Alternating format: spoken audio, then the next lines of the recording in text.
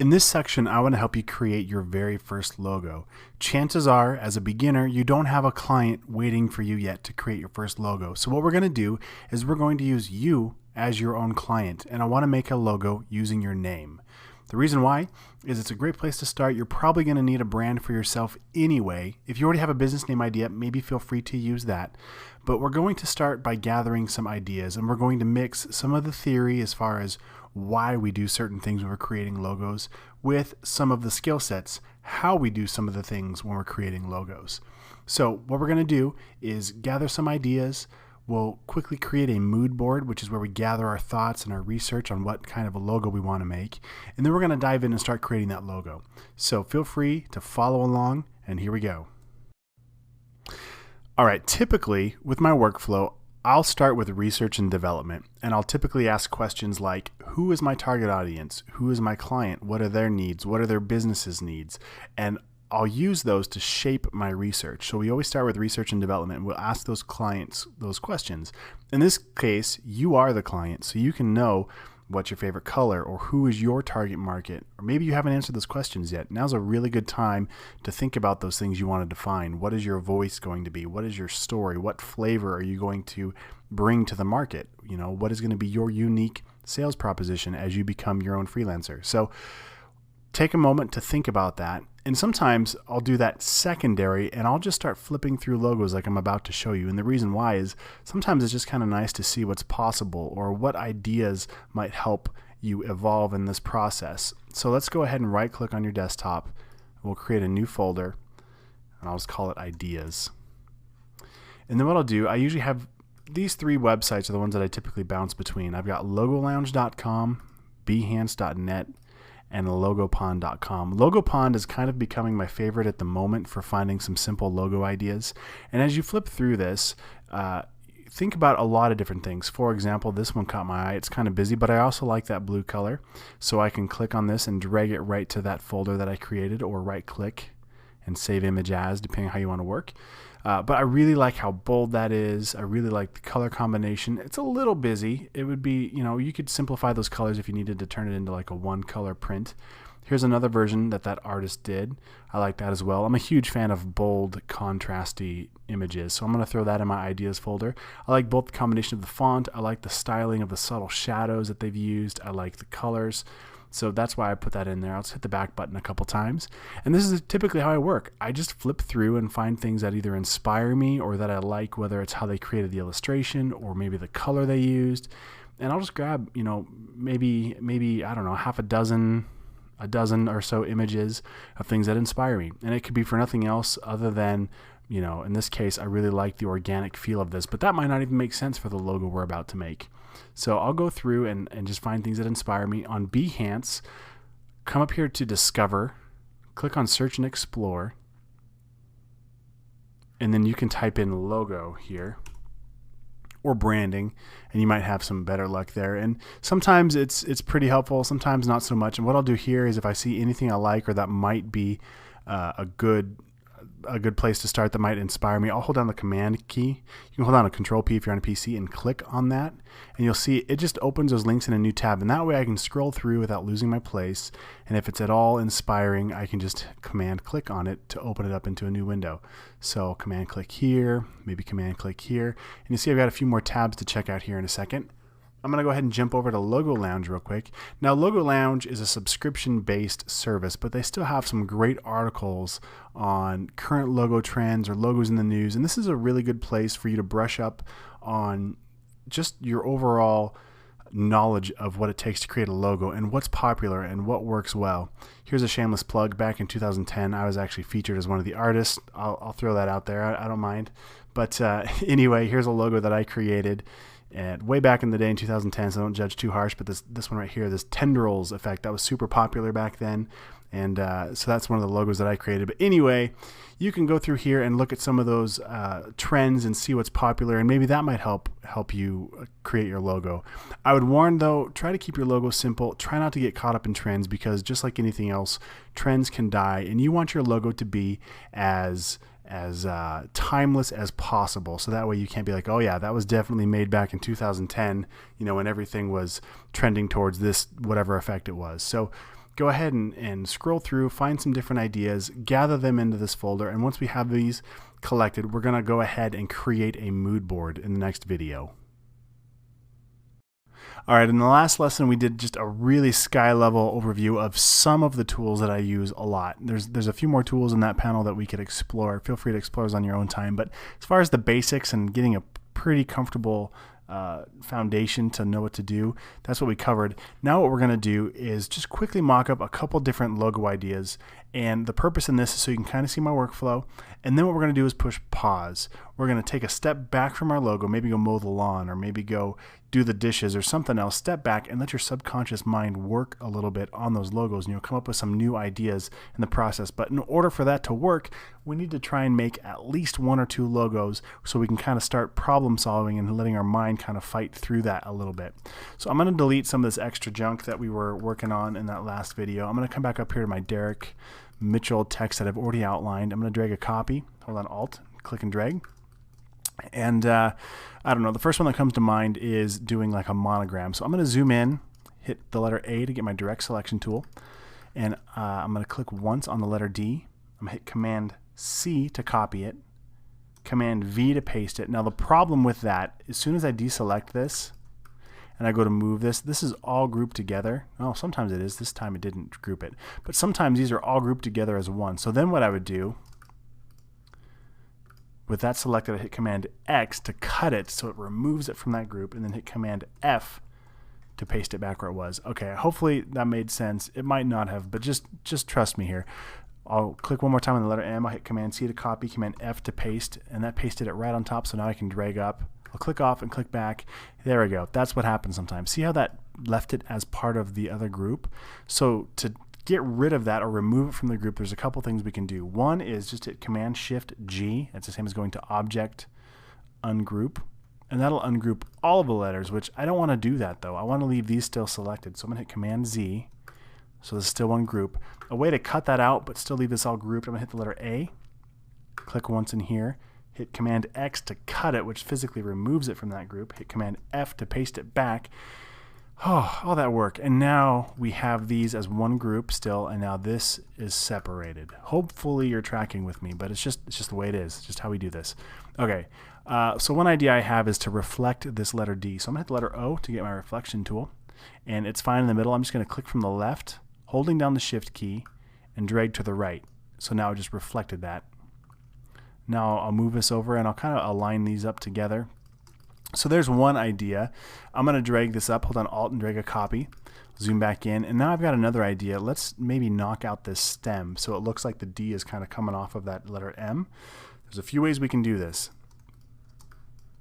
The first, actually probably, let me just see what happens here. We're going to drag this right over the top, and I'm going to hit the letter M to get another rectangle, and I'm going to draw right over the top of this guy here. Stick with me here, and I'm going to use that to knock out this letter D. So what I'll do is I'll go to Window, go down to Pathfinder, and now with this window, this is kind of like the shape builder tool, but we can see what it's going to do here. So sometimes if you've got a lot of elements to work with, or in this case, I don't want to get mixed up with the letter M, probably the fastest way to work would be just Shift M, Command click on that, and now I can hold on Alt, let's see, Command Shift, click on that one too. So I've got the rectangle and the letter D selected, hold down Alt, and I can erase away from those. And see how quick that was? That works pretty good most of the time.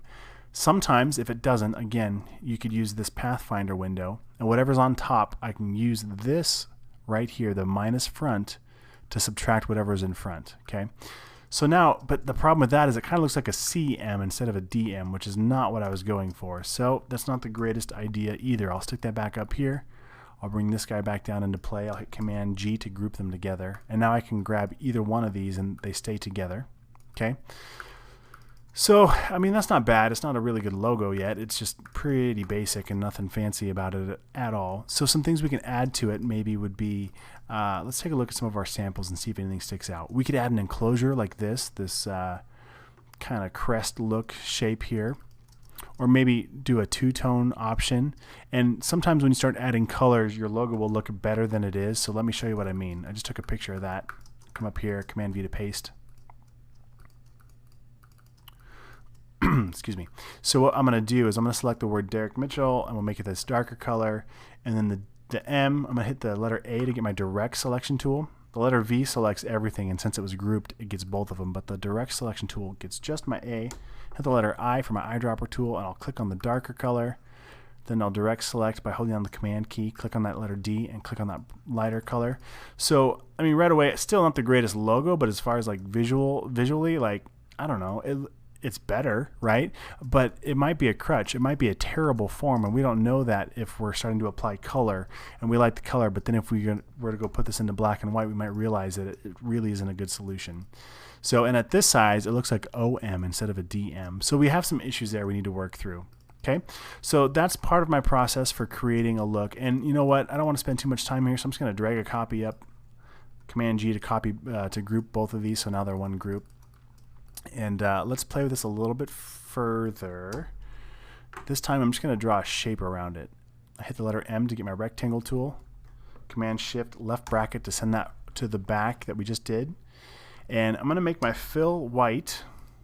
And I'm going to hit X to bring my stroke to the front, and hold down Shift and click on this color. Now the reason why, if I just, let's step back, Command Z, if even though my stroke is in front, if I click on a fill color, this is a fill color, not a stroke color, it'll apply the fill color. By having my stroke in front and then shift clicking on a fill color, it'll force it to just fill the stroke.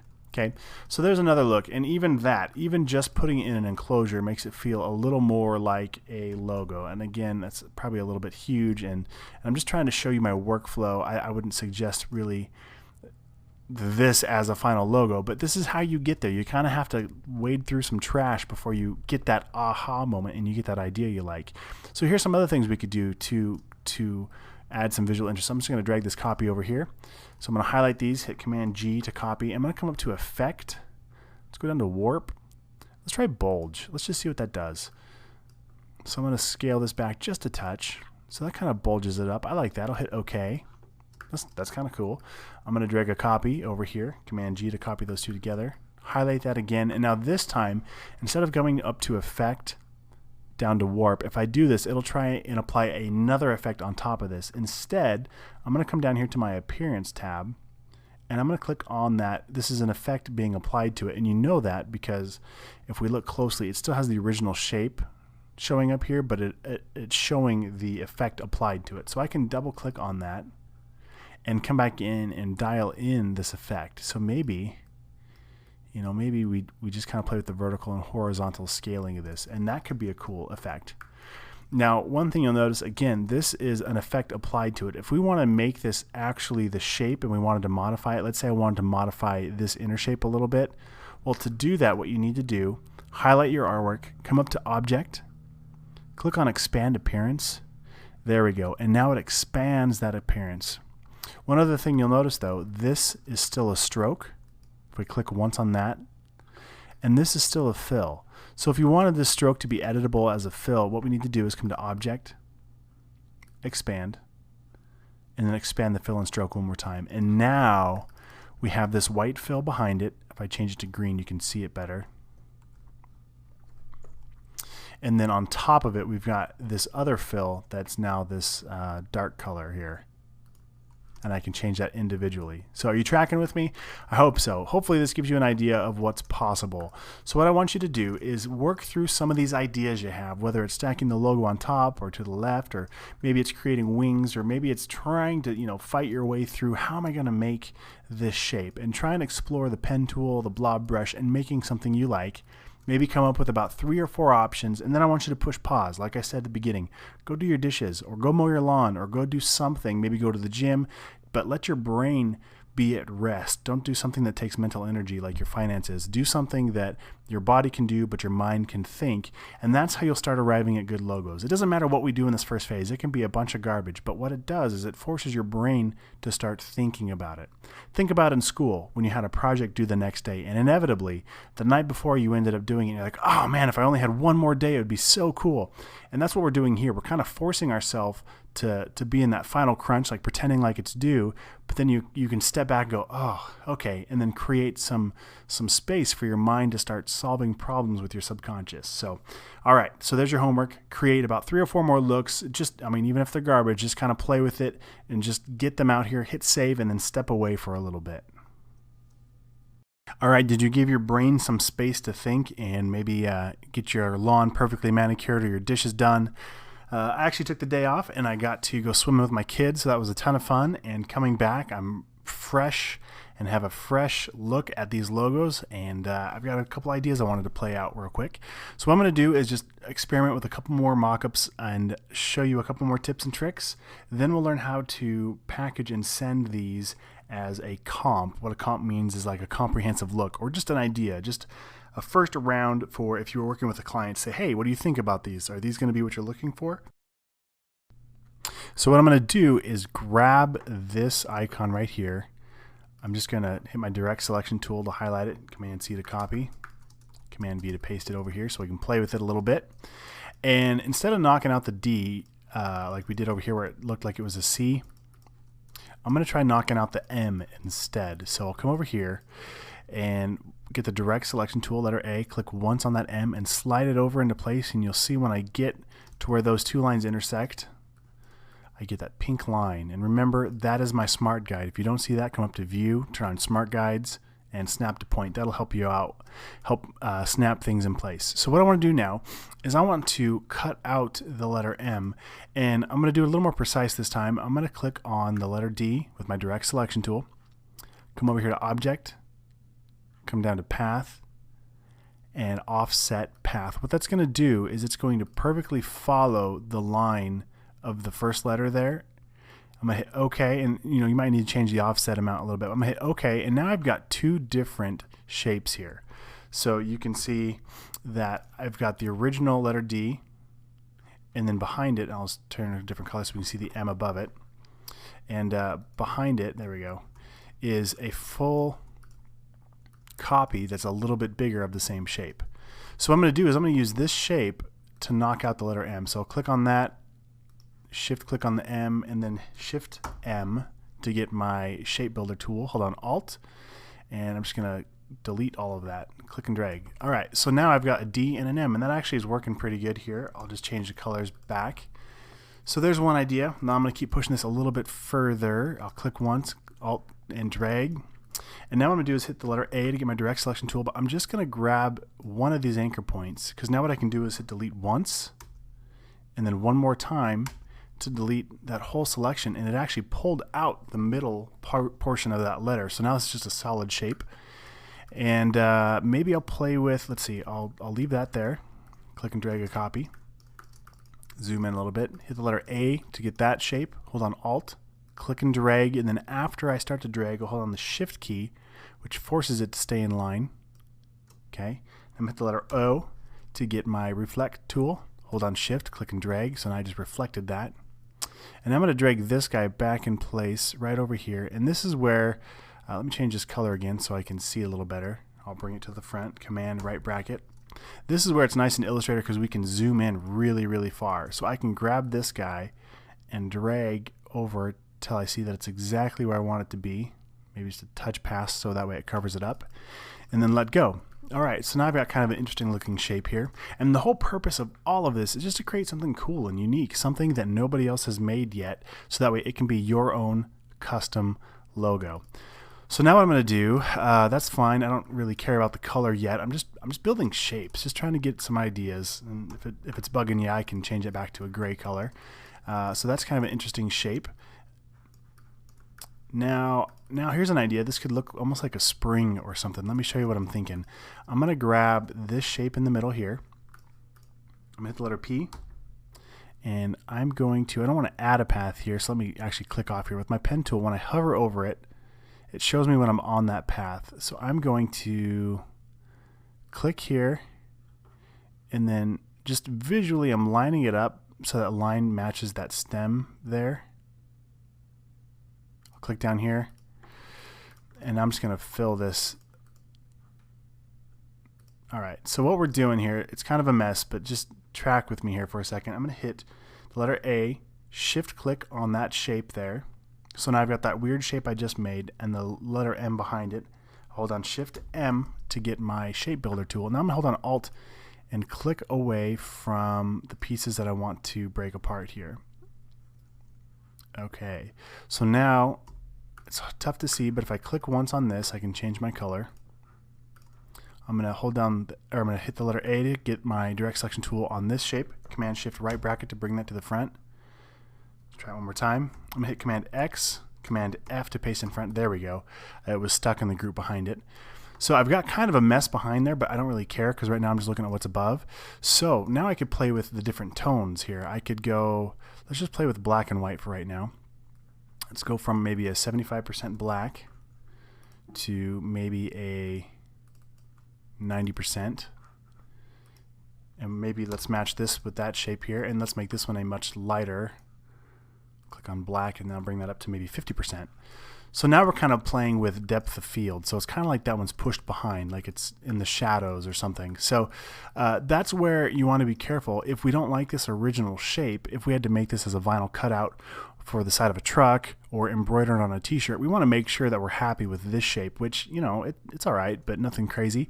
But when you start adding multi-levels with tone or with color, it can add a lot more visual interest, which can be cool. But again, we want to be careful that we're not using that as a crutch to make something that's not a good solution look good. All right, so that was the one idea I had, just playing with it, just, you know, seeing if anything creative came with it. I can grab these. Maybe these are a little bit too thick. Let's see. Let me highlight all of it. Command G to group. Drag a copy down. So that's Command. Let's see what I even do there. I'm working so fast. Click once. Hold on Alt. Click and drag a copy. Hold on Shift to duplicate that. All right. Get my direct selection tool and highlight those here, and I'm just going to drag them in a touch. But instead of just guessing, I'm going to use my arrow keys. So let's see, I'll hold on Shift and do it by a factor of 10. Well, that's too much, so I'll hit Command Z. So now I'm just going to nudge it with my arrow keys. So 1, 2, 3, 4, 5, 6, 7. 7's about good. So now I can click on this side and go left. 1, 2, 3, 4, 5, 6, 7. All right, maybe I want to change the height of these. Let's go up. 1, 2, 3, 4, 5. That's kind of interesting. To be totally honest, I like that shape a lot better than how heavy this one is. But see where we came from? We started all the way over with this shape, and then you can see the progression of just messing with it and polishing it until we get it to something we like. So I'll highlight that, hit Command G to copy. I'm sorry, Command G to turn it into a group. So now I can click on any one of these shapes. It'll stay together. And I'm happy with this shape, so I'm going to drag a copy over here. And I'm going to grab this text and drag a copy down. And bring this here, and maybe that's good enough like that. I can also play with a stacked version, so I'll highlight that, Command X to cut it, Command F to bring it back in front, Command G to make sure it's still grouped, bring that in line with the text above it, and then bring a copy of this down here. So there's a couple versions that I'm happy enough with that I would use. So what we're going to do now, make sure you have your logos ready to go, and in the next video I'm going to show you how to bring these ideas into something that's actually worth showing a client, because we don't want them to see the mess. We don't want them to see the thought process. We want to clean this up and turn it into something that we could show them as a plausible idea. So here we go. Now that you got a few ideas together that you're ready to show your client, in this case it's you, but going through the motion of how would you take these looks and create something that you can show a client that's worth showing them, that then gives a good direction for them to choose which way to go. So what I do next is I'll go ahead and zoom out a little bit, and again we see our mood board. We got a lot of stuff going on here. We can clean this up if we want to. In this case, I'm just going to move things a little bit tighter here so I can make a brand new artboard. I'll hit Shift and the letter O to get my artboard tool, and I'll hold down the Alt key and I'll click and drag over here to create another artboard. Now when you have an artboard and you have this toggle up top, Move Copy Artwork with Artboard selected, you'll notice this this black graphic came with it, and the reason why is because if I zoom in, it's barely touching that artboard, so it came with it as a copy when I brought a copy over. So the alternative would be to turn that off, and then when I drag a copy, it brings the size of the artboard, but it doesn't bring any of the artwork. You can work either way you want. The reason why I brought a copy over was so that way I can leave all of these over here in case I mess something up. I've got a backup to come back to, and I'll come over here and start working on these. Now, technically, this we're moving past my mood board into my first comp. So what I'll usually do is hit Command Shift S. It's the same as going to File, Save As. And the reason why is I want to save a copy of this as an actual maybe a comp version 1. So V1, usually what I'll do is I'll do V1 as in the version 1 if I have multiple versions, or R1 if it's the first round. So maybe the first round I have multiple versions. Second round, so R2, maybe V1, V2, V3, if that makes any sense. That's just how I do it. This is my first round, so I'm just going to name this R1. So Derek Logo Comp R1. I'll hit Save. And I'll hit Save. These settings are fine. Okay, so now I'll have two documents that technically are identical right now. I'll have the one that we started with, that was the mood board, and now I've got this Logo Comp R1. So we just changed this file name and we're ready to go. So now I can always go back if I need to. All right, now what I'm going to do is clean up the things that I don't want to show. So all of these can go away. I'm just going to hit delete. And that's kind of boring. I'll hit delete. I'll hit delete. I'm going to move these off of my canvas here. Get that out of the way. And what I'm trying to do is just create a presentation for my client to see, hey, here are some ideas that I want to present to you. So I'm going to clean these up just a little bit further here. And typically what I do is I show them in black and white. So if I want to show color, the way I do it is kind of, I don't know if you want to call it tricky, but let's just drag a shape here. I'm going to click on it once, and we need to resize this thing. So I hit the letter E. And then I can click and drag, and what I was looking for, I'm not saying, oh, it's right here. It was hiding. Click on this transform button. There we go. Now I can key in the width and the height. So this is an 8.5 by 11 piece of paper. So right now it's 11 inches wide. So if we cut this in half, it'd be 5.5 inches, and the height would still be 8.5 inches tall. The reason why I did that now is so I've got basically split this in half, and I'm going to align this to the artboard. So I'll align it to the right edge, to the center. So now I have this basically 50-50. Exactly. Okay.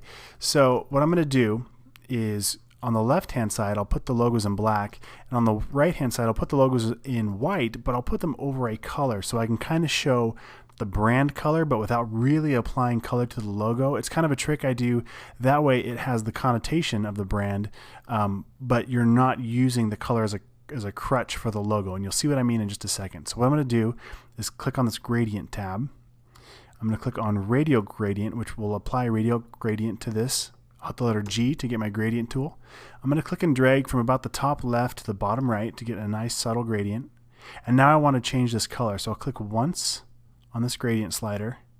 If you don't see this option, maybe you just see this, click on the little twirl down and click on show options. Okay, so I'm going to click on that little slider. I'm going to hit the I to get the eyedropper tool.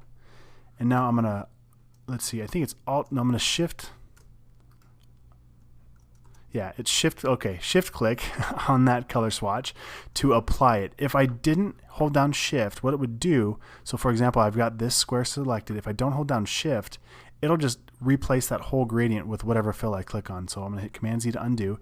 So I'm going to click on this little color swatch down here and hold down Shift and click on the darker blue.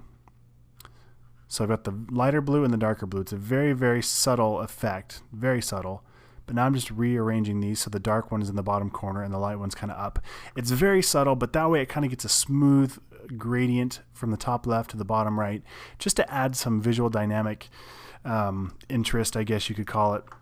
So now what I'm going to do is finish up these logos here, and I'm just going to put them in black and white. So this logo here, I'm going to turn off I'm going to get rid of that fill. I'm going to select this whole thing and let's just make it black. And these are a couple options we'll bring back in. So here's one option. Now technically I would consider all of these one variation. They're all using the same font and very similar icons. So if you're going to send this to a client, you really should take the time to make 3 totally different looks with different fonts. In this case, they're basically the same thing. But this is how I would package this up to send. So I'll get this up there. I'll hit Command G to make sure that's grouped. I'll highlight all that. Hit Command G to make sure that's grouped. And I'm going to leave this one grayscale actually, so they can see the depth that I'm thinking. I'm going to drag this over, drag a copy by holding down the Alt key, Command, Shift, and right bracket to bring it to the front. I'm going to hit the eyedropper tool and just click right here on the white to make the whole thing white. Shift click to drag that over to the center. And now you can see how we totally lose that depth when it's in white. But that's why I do it this way, so you can see how is your logo going to translate. So I'll drag this copy over. It's behind that object, so Command Shift right bracket to bring to the front. I for my eyedropper tool, and I'll click on the white.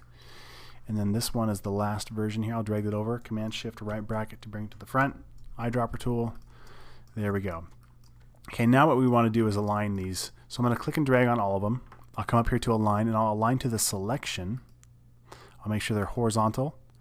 And then I'm going to vertically distribute the centers here. So now they're aligned that way. Now I'm going to hit Command G to group them. And then I'm going to drag a copy of this background over here. I'm just going to change the color, throw it to the back. And the reason why, let's align this to the left side. Oop, align it to the artboard. Align to the left side and centered. I'm going to click and drag to highlight all of this.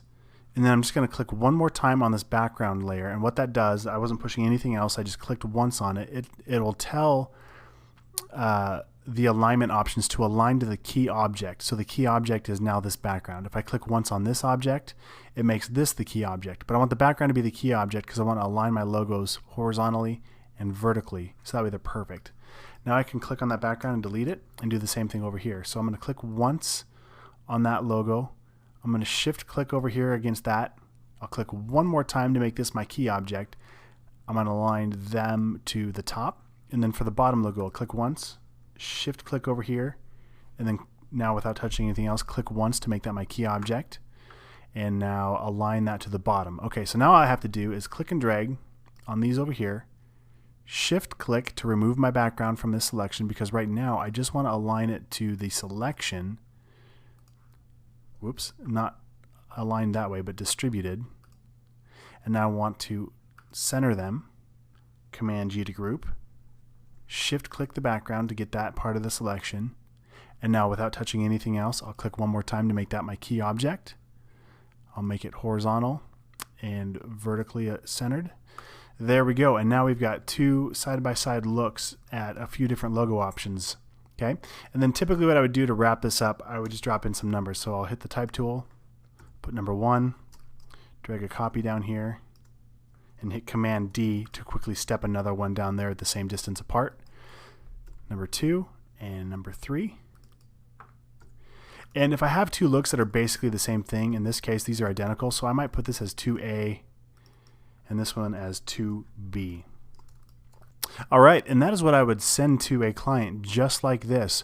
One more thing though, to get it out of the box, we're going to learn that in the next lesson. I'm going to go through and show you how I export these artboards to send for comps.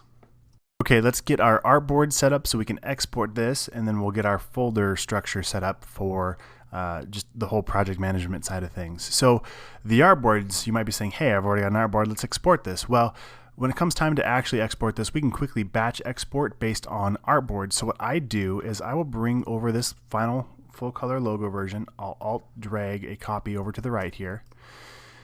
And remember, we had that letter M as our gap space. So what I'll do is I'll get my direct selection tool. I'll click once in here, Command C to copy, Command V to paste. And now when I go to move this, I can just drag it down, and I'll drag another copy, and I'm going to change the color here so it doesn't get confused with everything else. I'll drag another copy up here. My smart guides tell me when it's aligned here. And we're using the height of this M as the measurement. So on the sides, since we're using the height, I actually need to turn it sideways here. So we're still using that height to set it off. Now I'm going to hit Shift O to get my artboard tool, and I'll just hover over here until my smart guides tell me that I'm aligned. I'll drag down. There we go. And now I've got a canvas, or an artboard rather, with the proper amount of spacing around this logo. Does that make sense? Hope so. All right, so there's one version, and then now what I can do is hit Shift O, and then I'll click and drag down, and that won't come with me this time because I have this option up here, the Move Copy Artwork, turned off. I'll hit Escape, and then I'll come over here and grab this other logo, and I'll alt drag a copy over here. And this time I'm just going to hit this little drop down to align to artboard, and I'll just center that. Oops. Okay, so here's a good example. I drug over a copy, but what I'm going to do now is hit X to cut it from here, because if we look really, really close, there's a subtle black stroke around that artboard, which means that's the one that's targeted right now. If I click once on this artboard, that black line comes in here. And you probably can't, I mean, it's really, really difficult to see. But anyway, it's there. You can tell which artboard is targeted there. Now with this one targeted, I could hit Command V to paste it on that artboard. And now I can center it to this artboard here. All right, now what we need to do, the next stage, is name these artboards. So I'll hit Shift O to get my artboard tool again. And since I'm on this one already, I'll just go ahead and name this artboard, and we'll call it One Color. One Color. And we'll name this one Full Color. And we'll name this guy Details. Okay, and then I'm going to come down to my artboards window and make sure that we're in order, and we are. Details, Full Color, and One Color. This is just for when we export a PDF. That way it puts the stack in order, so we see the details page first, and then the full color, and then the one color. You can drag and drop to rearrange, but the export will be on that. All right, and our artboards are set up and ready to go. I'm going to hit Command S real quick just to save where we're at. And then now let's take a look at our folders and our file structure.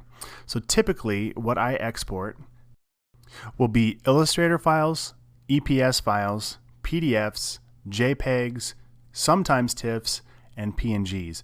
So let's dive in and learn what those are real quick. First of all, I'm going to set up my file structure. So I've got my AI folder, and Illustrator is just the native file we use to create this, so it'll be editable if I ever want to get back into this and edit it later.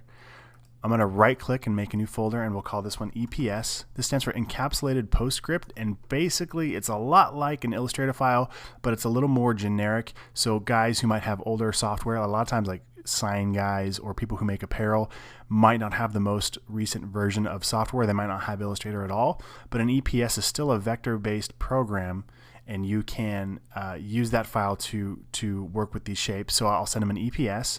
And now what I'm going to do, this is just a blank folder, so I'm just going to hit Command D to duplicate it. I'm going to hit Return on my keyboard to jump right into renaming it. And I'm going to call this PDF, Command D to duplicate, Return to change the name on this one. We'll call this one JPEG-Web, Command D to duplicate, Return to change the name here. And we'll call this one JPEG Print. Command D to duplicate, Return to change the name. We'll call this one PNG. And that's probably good enough. We could do TIFFs and we could do some other things, but this is more than sufficient to get what we need here. So now we've got all these files set up and ready to go. In the next lesson, what we're going to do is actually learn how to batch export all of these files and make our life a lot